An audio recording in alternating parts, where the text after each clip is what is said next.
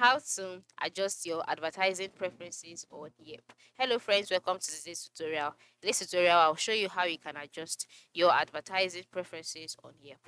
And here is how to go about it. The first thing to do is to log in into your Yelp account. Once you're logged in into your Yelp account, you would also have to log in into your Yelp for Business account. This is because only a business owner can carry out advertisements on Yelp. So once you are logged into your business account by clicking on Yelp for Business, click on log into your business account and your business page, the next thing is to navigate through to your settings button, which can be found at the top right corner of the screen, whichever one. Now I'm using this Yelp for active users as an example. Okay.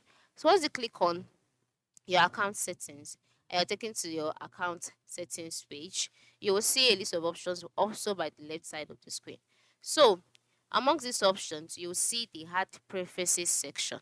All right, it is not located here because this is an account for active users and not for business users. So, as a business user, you will see your Add Preferences section here. Ensure you click on it in order to access your advertising preferences. Once you've seen this, the next thing to do is to customize your settings.